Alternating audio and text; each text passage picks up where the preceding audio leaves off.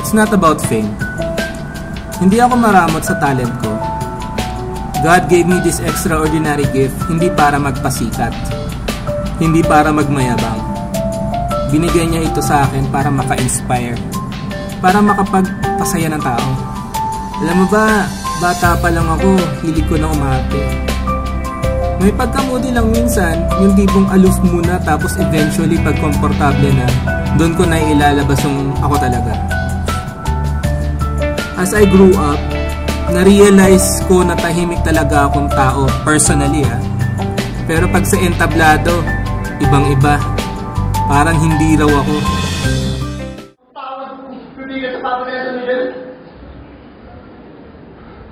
Bumalik ako doon, ama. Doon nagsimula. Lahat na kapinagkako na tayo. Bigay! Kung nasaya ka lang mga kumunin yan. At makinig ka na nila ng mga mamamayan. Iyak mo naman ako. Gusto mo? Bumaya ako sa'yo. Tignan mo nga sarili mo. Mukhang mataan! Hindi ka dating ganyan. Malimit ka. Nakaarito. May usapan na kaluwit sa iyong leg. Pero ngayon nagmupang isang bago lang mong handang malibasig na kahit sino. Kahit anong oras. Nabubula ka na! Kayo ko na naman! Kayo ko hindi makakita! Hindi mo naman ang tao kung hindi kontento ang gano'n-gete. Na kapag ginugutok tulad ng mga tao sa kayunan, sa kanuman paulit-ulit, iyan babaon.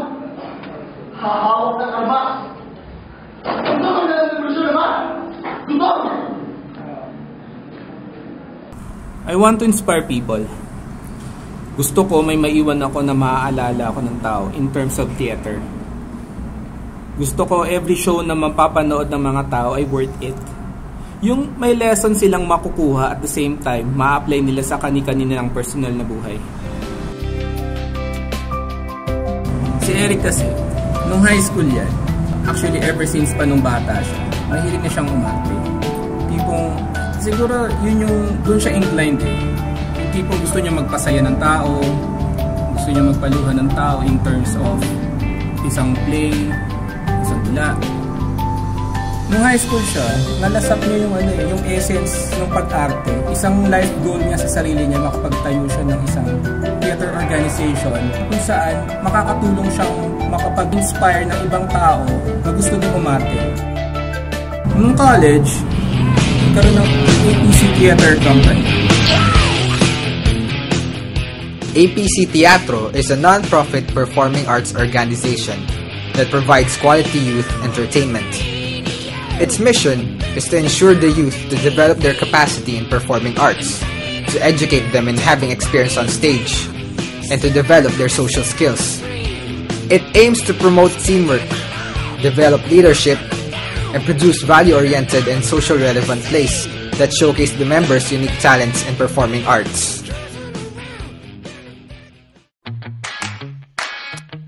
I'm Velmar Vergara, a fourth-year student in Asia Pacific College, taking up Systems Software Engineering.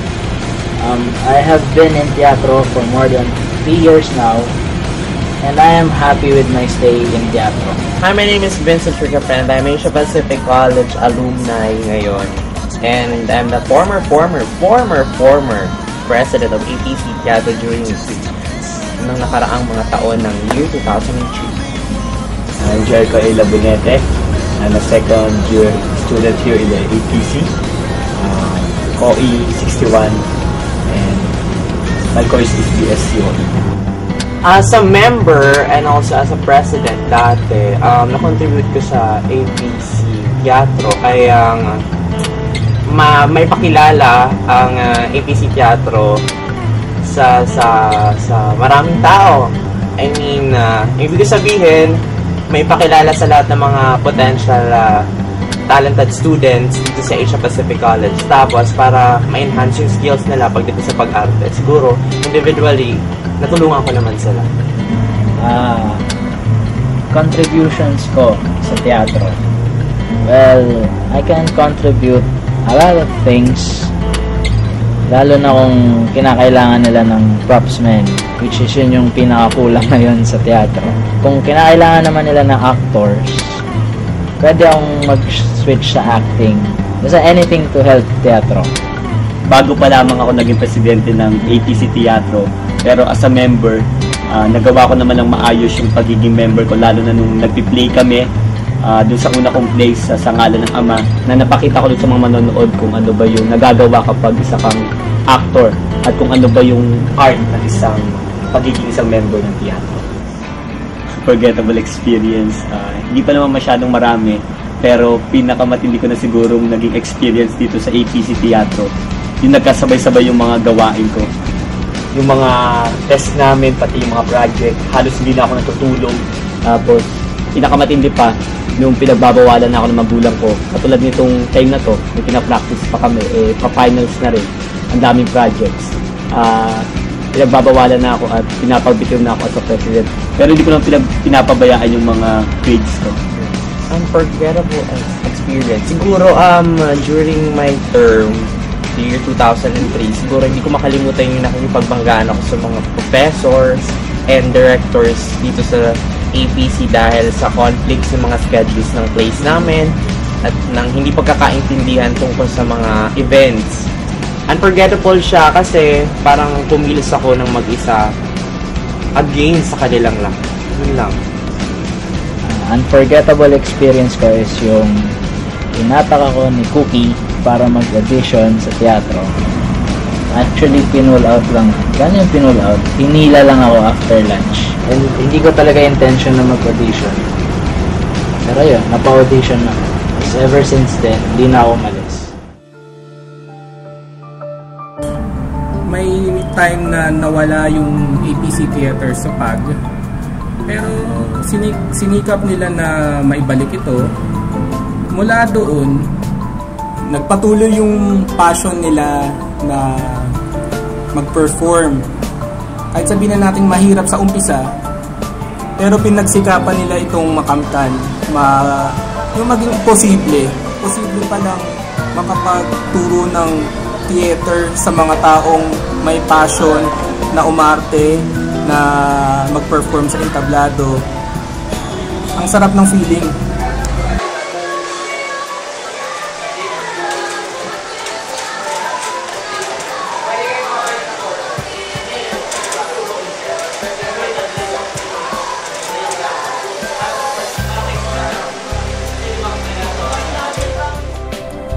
At ngayong 10 years na tayo, muli nating balikan ang makulay na mundo ng Teatre Fileo. I perform because I think it's fun, but I also love getting the reaction of people when they see other people perform.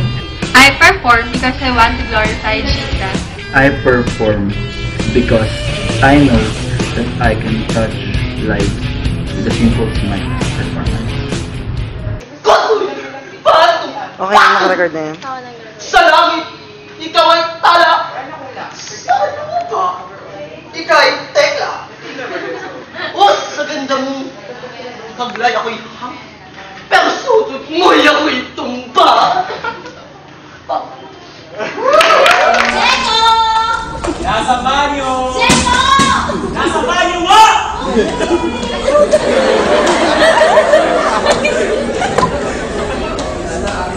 Hoy, Bading! Ano? Hindi naman ako ng aso nyo. Dapat nagpakagat ka, sanga! Ano daw ba? Bakit? Bakit? Mukha ka daw kasing buto! Ako? Ang buto? Oo! Hindi naman. Hindi naman. Kailangan ng shot ko eh. Kausap mo! Wala, yung shot ko. Nakikilang ka?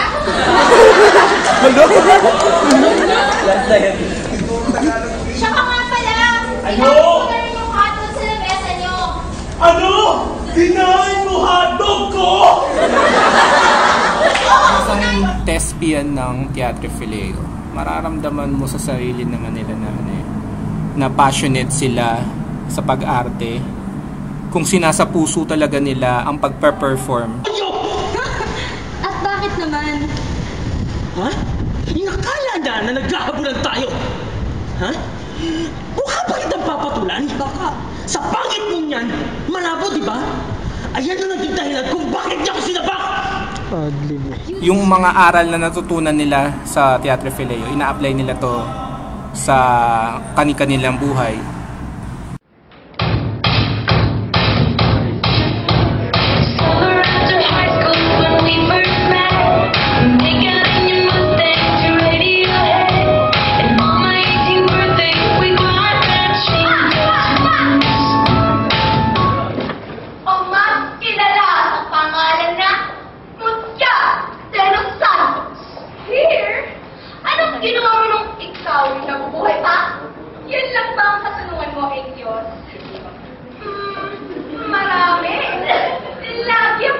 Sa mga indie films na sinasalihan ko. Yung mga pelikulang may laman, may hati, at may acting!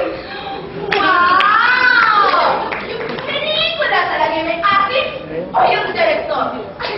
Mali, yung cameraman, mali din. Yung PA yun, yung PA! What? Siyempre yung pelikula ang gusto ko! Hindi ko alam ang sinasabi mo! Di mo alam! Pasensya na! Wala ka palang alam eh! Hayaan mo! Malala ko sa'yo! Acting workshops are the building blocks of society. Performing. Acting workshops are investments for a better self. Acting workshops are my way of expressing myself. Acting workshops are basically bonding sessions with my fellow Teatro Fileo.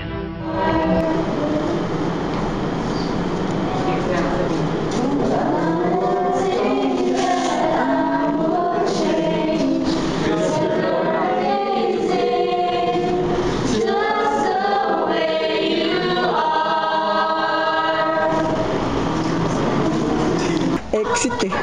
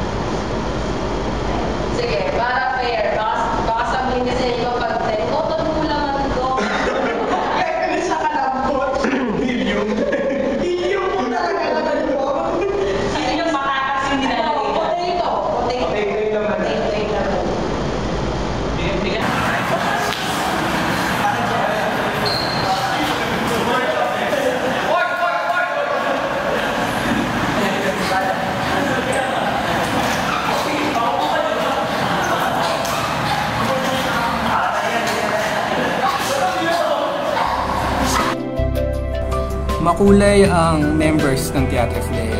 Metaphorically speaking, iba't ibang tao, iba't ibang personality, iba't ibang characteristics makakahalubilo na sa loob ng Teatro Fileo.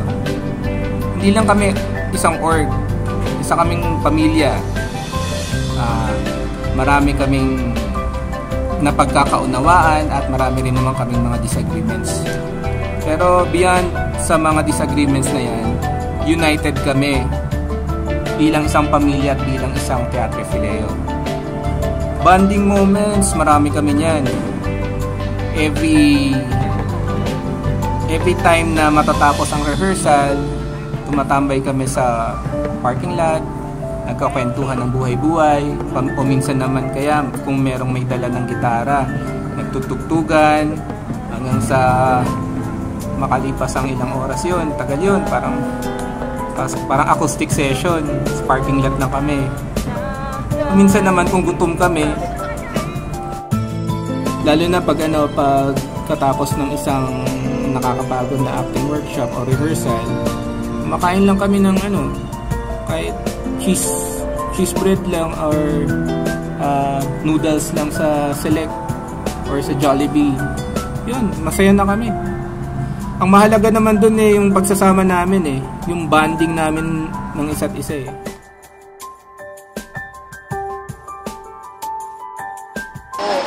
Sige, kita na lang tayo. Ay! Andiyan pala kayo. Message sa Teatro Pileo. Sige. Wait lang mag-message daw kasi sa Teatro Pileo. Hi! Happy anniversary, Teatro Pileo. Balita ko, 10 years na daw kayo. At hindi naman kayo. 10 years na pala tayo. So, happy anniversary ulit. Hindi mo akalaing, nako. Aabutin tayo ng 10 years. At hopefully, syempre, aabutin pa nila ng 20, 30, 40, 50, 60, 70, 100 years, diba? So, para sa mga members ng Teatro Pileo, syempre, very happy na nakilala ko kayo. At the same time, patuloy pa rin tayo nagkakasama-sama sa mga proyekto at nagbabanding tayo every time. At syempre, yun lang naman ang pinaka-importante dun, na masaya tayo sa isa't isa. At the same time, nagagawa natin ang mga gusto natin pagdating sa pag-arte dito sa Teatro Pileo. Kaya naman, I'm very happy na inabot tayo ng ganitong taon. At the same time, I'm very happy na nandyan pa rin ang mga alumnus natin na patuloy na umabalik-balik dito sa organization natin. Kaya naman, inuulit ko, dahil magsha-shopping pa ako, ini-store ko yung mga pag-shopping ko. Happy anniversary and I'm very happy I'm part of Teatro Pileo. Happy 10th year anniversary and we love you. I love you pala. I love you.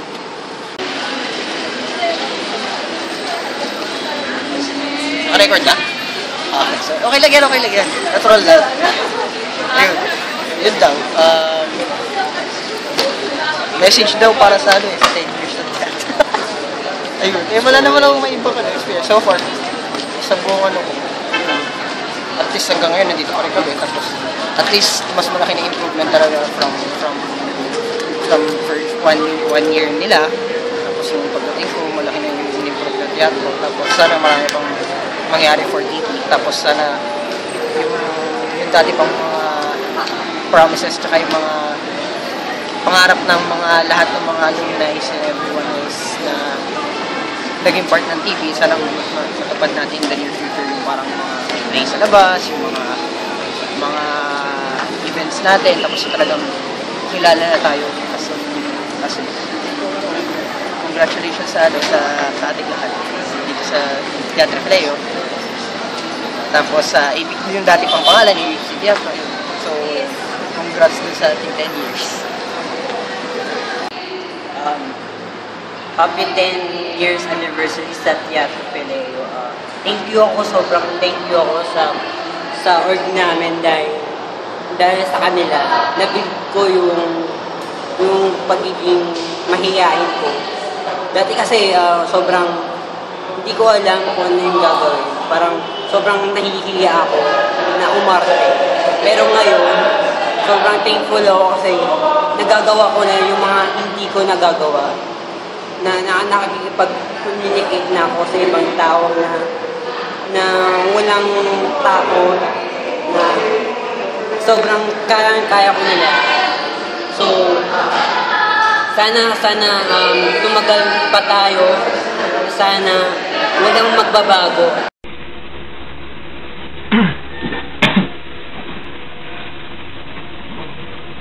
Okay. Teatro Pileo brought me to where I am today. So, my whole personality, yung character ko, may buong pagkatao ko, ang galing sa teatro. It all started talaga nung high school, nung nasa teatro gusto ko talaga ako. Ang point ko lang talaga nun, kaya gusto ko sumali sa teatro is, gusto ko ng club na maraming interaction. When you say interaction kasi ako from an all-boys school, na doon ko Makati kasi galing. Ang interaction namin is an interaction with all-girls schools. So, naghahanap din talaga ako ng club na maraming interaction kasi all-boys school, lonely boy, naghahanap ako ng friends na babae. So, yun na talaga yung parang pinaka-main na goal ko nung dati. Tapos, tinanong ko yung kaibigan ko, sabi ko, ano bang club yung maraming interaction? So, nag-suggest siya, sabi niya, Auxilium, Juventus, Science Club, sa teatro. Sabi niya, tara, sali ka sa teatro, masaya doon. Nandun ako, nandun si Gato, nandun si ganyan. Basta masaya doon, sobrang saya doon. Sabi ko, ayoko doon kasi hindi naman ako marunong mate. Sabi niya, maraming babae doon. Uy, ba't nagagay? Dali, tara, sa'yo na ako. Yun lang, madali ako kausap eh. So, oo, totoo.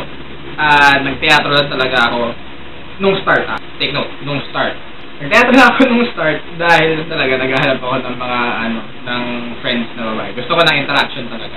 Pero eventually, I learned to love the organization, the theater in general. Kasi, yung feeling na nasa stage ka, yung feeling na umaarte ka as another character, na-build siya sa akin. Doon ko na-realize na pwede ako maging kahit sino na gusto ko, basta sa stage ako. Tapos, na-develop sa akin yung ano na yun.